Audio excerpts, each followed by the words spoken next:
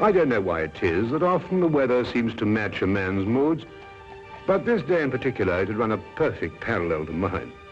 But at last the storm broke, and so did I. The only way to ease my mind was to turn to action. Scotland Yard was the perfect place to begin.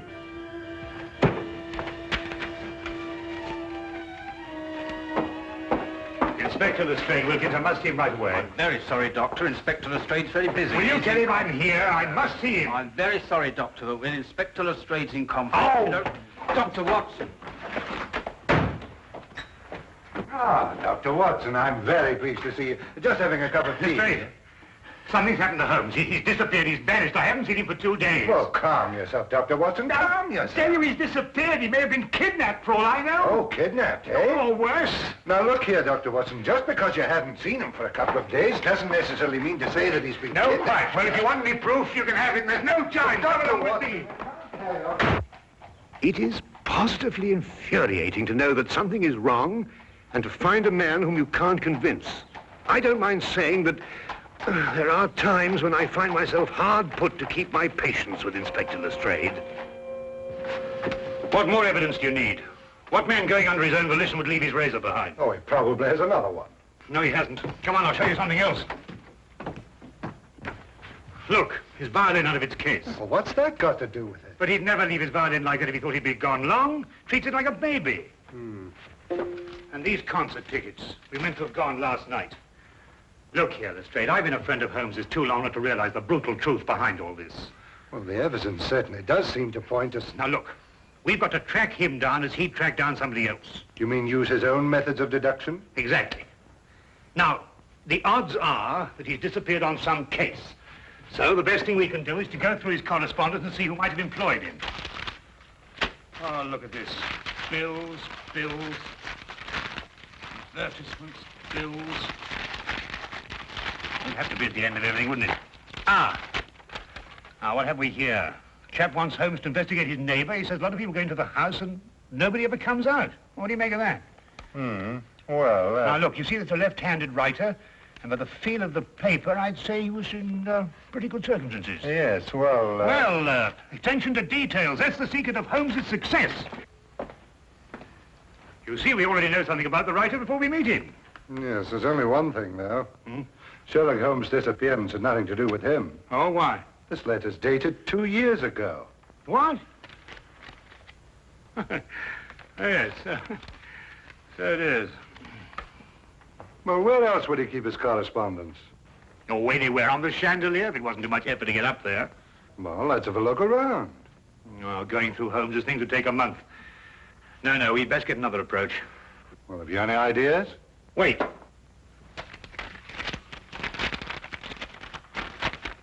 Dear sir, please call upon the undersigned at the earliest convenience on a matter of extreme urgency. Signed, John Smithson, Ye Quaint Old Curiosity Shop, 7 Bachelor Lane. It's dated 3 days ago. You know, this might be it. You're right. It is. Come on, Lestrade. Holmes' life may depend on our speed.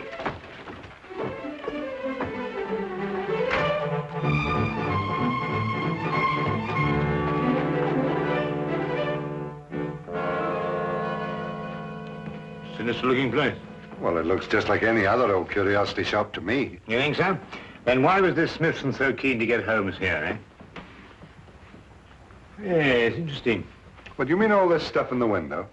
I mean the stuff that isn't in the window. Look, I don't understand you, Dr. Watson. What do you mean? Well, it's perfectly obvious, isn't it? No. Oh, isn't it? Well, we won't get anywhere standing here. Come on. Wait a minute, Dr. Watson. I still don't know what you mean by all this stuff that isn't in the window. Come along, Lestrade.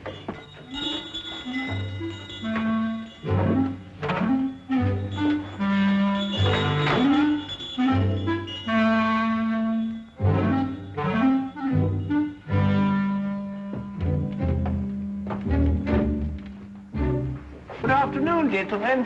Good afternoon. You, I presume, are the proprietor, John Smithson.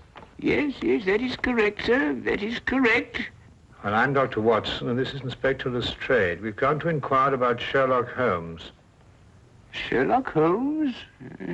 Yes, a tall fellow, thin. Wears a deer-stalking cap. I'm afraid I've never met the gentleman, no. But you wrote him a letter saying you wished to see him on a matter of extreme urgency. You must be mistaken, sir. I'll take a look at this letter.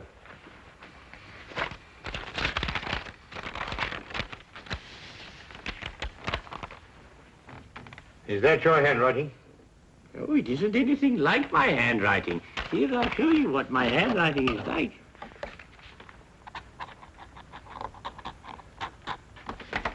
Do you notice any resemblance between the two? Well, no. Well, then who could have written it? I couldn't say. Perhaps a practical joke.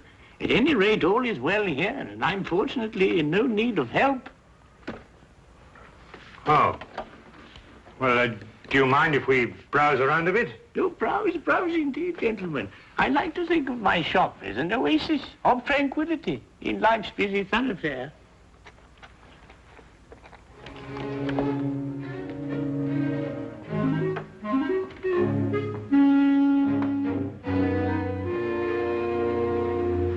What are you doing? I'm looking for evidence that Holmes was here. Well, you heard what he said. Yes, I don't believe a word of that. There's something about him. I don't trust him. It's as if I'd seen him before somewhere. Well, that's not very scientific. No, perhaps not. But I'd like to have a look round anyway.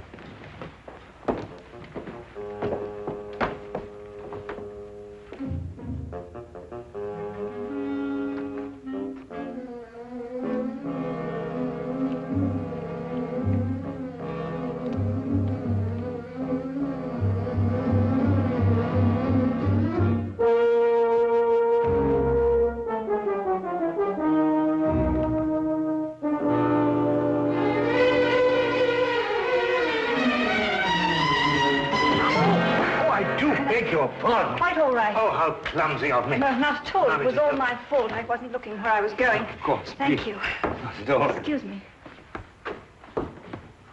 Oh, charming. Charming. Yes, all right, to business.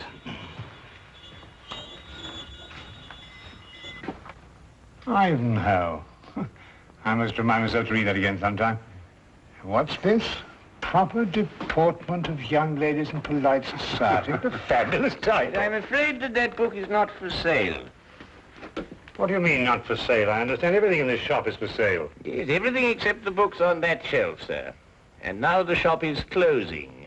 Really? 2 o'clock in the afternoon? Yes, for repairs. I have the decorators coming in. I'm afraid I must ask you to leave, young man.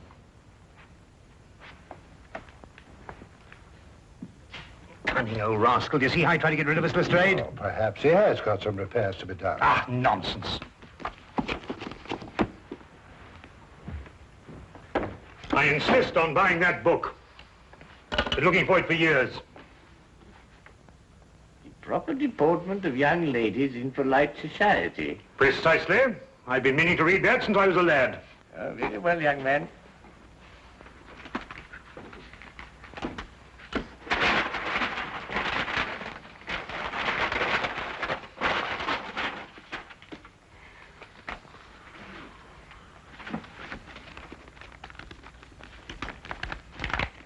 $1 please.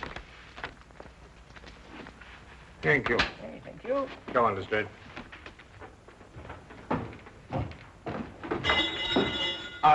Excuse me, Governor. Not at all.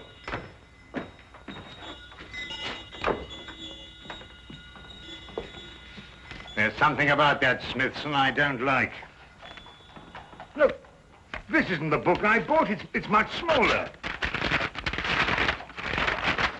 Safari through darkest Africa. Why, the chap's nothing but a crook. Oh, this is much more interesting than that other one. Look here. You and I are going straight on back in. Now listen. While I keep you in conversation, you scout around a bit. Well, he'll suspect we're up to something. No, of course he won't. Holmes and I did this in that red-headed league affair. Worked perfectly. Come on.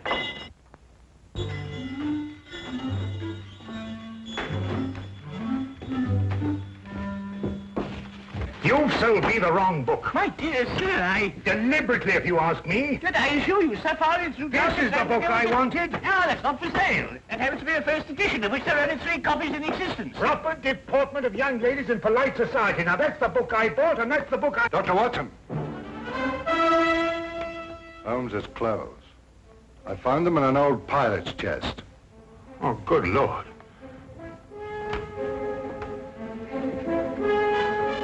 With bloodstains. You thief! What have you done with him? You're under arrest, sir, and I warn you, anything you say will be taken down, and maybe you... Go, stop him! Don't let him get away! Oh, no, you don't. Watson! Lestrade, you idiots! Get out of the way! Oh, oh!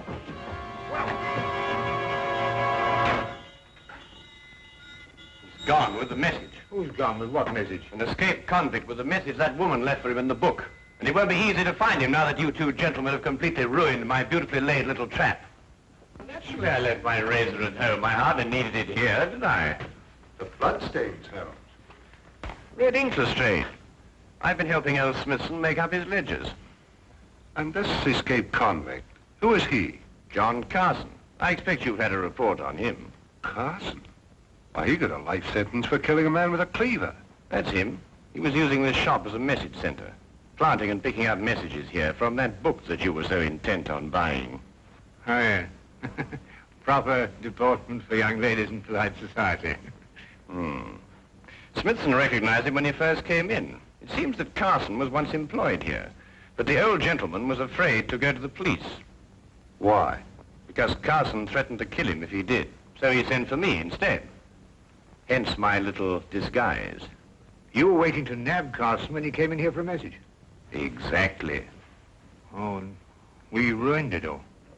Oh, that's all right, Watson. The best laid plans of mice and men, you know. However, if we can trace the girl, then I... That'll be as hard as tracing Carson himself. Oh, I don't think it'd be all that difficult. It seems the good doctor has something up his sleeve. Only the name and address where the girl works. Well, how the deuce do you know that?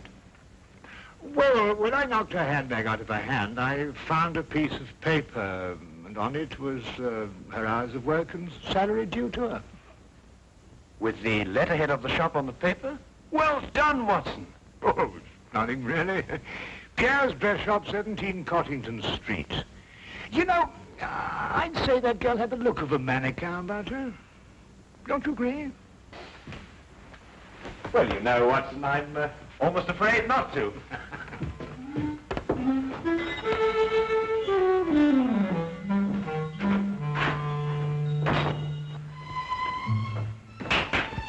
And now, mesdames and messieurs, you will see the supreme creation of Pierre with me, myself. Your niece, monsieur, she will find this ensemble irresistible. You did say your niece, n'est-ce pas? Yeah. Returning for the holidays from school in Switzerland, sir. Yeah. Oh, it's exquisite, no? Such symmetry, such subtle lines.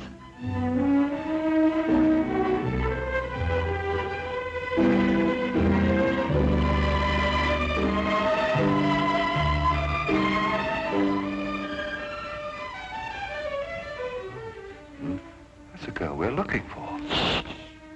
Observe how it hints, but with such discretion. Oh, la jeunesse, la youth. I say it's a bit daring, isn't it? But it's daring age, monsieur, and now the 20th century.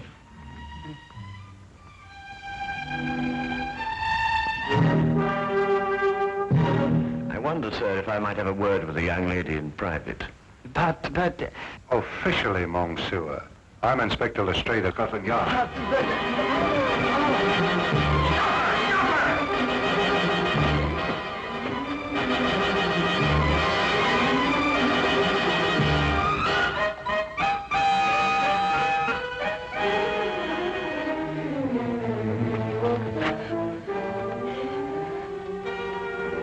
It really isn't any use, you know, even if you ran away.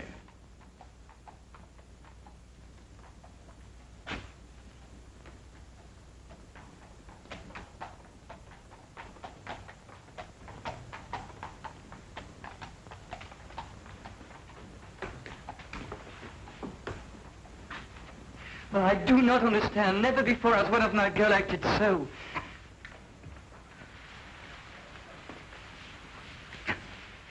Would you mind telling me where he's hiding now, miss? I don't know. I swear I don't.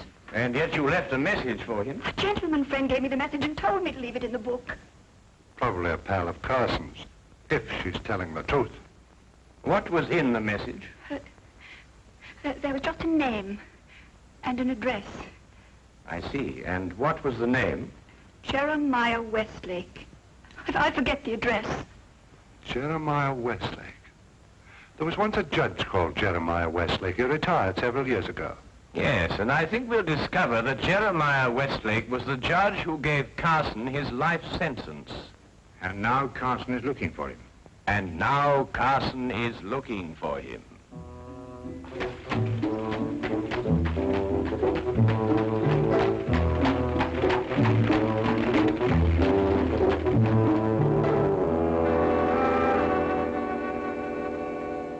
Mr. Holmes, Dr. Watson, and Inspector Lestrade.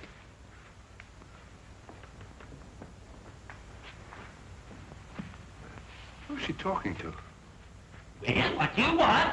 Court's now in session. State your case. Speak up, Mr. Holmes. Or has the cat got your tongue? Judge Westlake, I presume? Former Judge Westlake? Did Sherlock Holmes ever hear of him, Milinaire? No. You're confusing him with the other Sherlock Holmes, the famous pastry chef. Oh, I never eat pastry. Disagrees with me. Of course, there's still another Sherlock Holmes, a third one, the famous detective. Oh, that one. Well, young man, say your piece. Court adjourns in exactly 1 minute. 10 years ago, you sentenced a man called John Carson to a term of life imprisonment for murder. Carson? G'day, Milinaire. That'd be the Butcher Cleaver case. Murdered a man with it. Oh, yes. Unpleasant chap, Carson, if I remember correctly. Well, Mr. Holmes? When you sentenced him, he swore to kill you. Did he? Well, what of it? They all do. Routine. Well, he's just escaped from prison and has learned your address. Nonsense. Bluff. Sheer bluff. Eh, Milinaire? They all bluff, young man. I wouldn't sleep a wink if I believed everything they swore to do to the judge. Sleep like tops, the two of us. In bed at 10 and up at 6. This man represents a very real threat, sir. That's all. Court adjourned. Sine die. And that, gentlemen, means postponed indefinitely.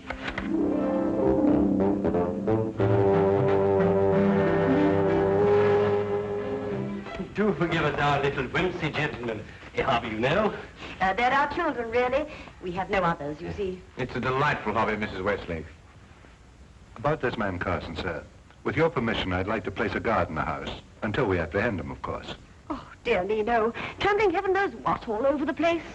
I wouldn't hear of it, Inspector. We appreciate it, though. Speaking as a medical man, sir, knowing this murderer's mentality, I must advise you to... Sorry, Doctor, but we can't give in to idle threats. Why, we wouldn't have any law if we did. Won't you gentlemen join us for tea? Thank you, Mrs. Westlake, but perhaps another time. No, you mustn't take these things so seriously. Good day, Mrs. Westlake, and thank you. Good day, Mr. Holmes. Do come again sometime. You must see our Punch and Judy. With pleasure. All the same, sir, I'm going to station my men outside the house. Well, all right, but tell them not to step on my petunias.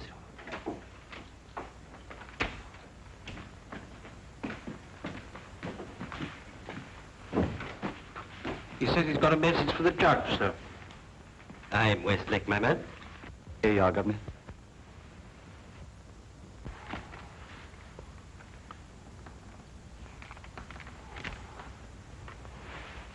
Dear Judge, I'm one of your old court attendants. I'm on me deathbed and I've got to make out me will for me little granddaughter.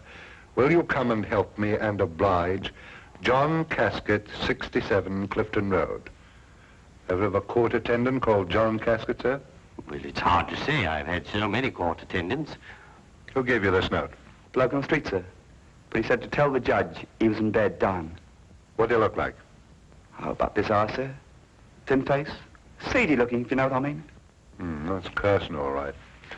What's she pay you? A couple of bob, sir. Oh, there you are, sir. Just the sort of thing to send you off on an errand of mercy to your death. Dear me, I never cease to marvel at the duplicity of human nature. Can I get the 2 bob, sir? Oh, yes, yes. Oh, thank you, kindly, come.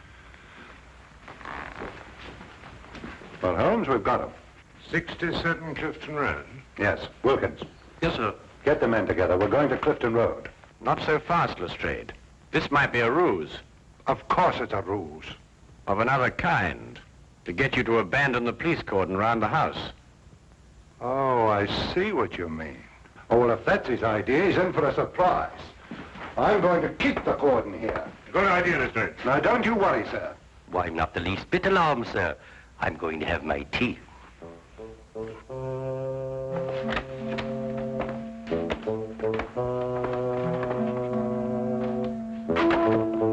Don't budge from here. If you let anyone in this house, I'll have you skinned. Yes, sir. Come on.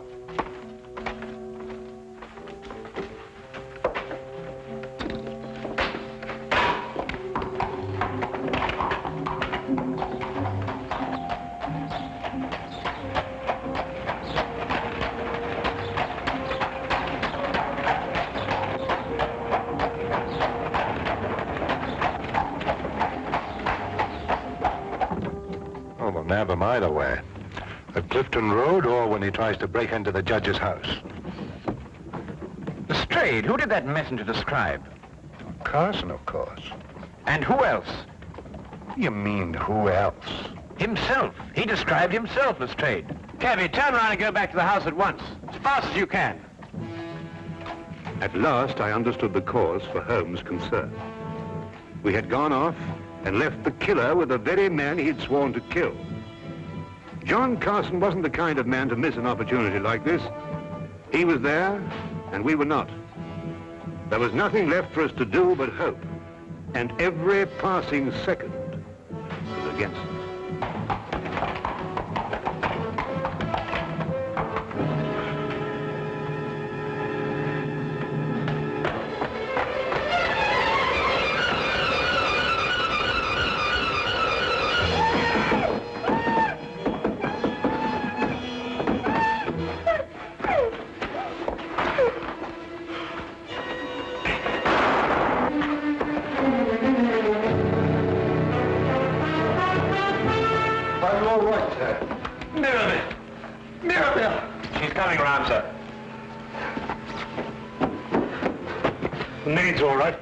This is Wesley. No, not too serious. Only suffering from shock. It's all right, dear. It's all over now. Jeremiah, are you all right? Yes, dear. Oh, that terrible man. Oh, dear. Our poor children. But I don't think they're damaged, dear. Sometimes I forget they're not real.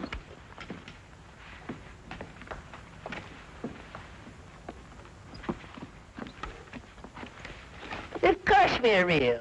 We're as real as any children. You were right about John Carson, Mr. Holmes. You were very right. How you ruined my life. Not at all, sir. Not at all. Yes, but I must do something to repay you. I'll teach you to be a puppeteer. A puppeteer? Yes, you'll love it. Greatest relaxation in the world. Teaches you to forget men like John Carson. Now, here. You hold the thing like this. Mm-hmm. And with this string, you move a hand. And with this, you move the feet. If you pitch your voice up a little. Thank you, Mr. Holmes. Pretty good thinking. Not bad, anyway.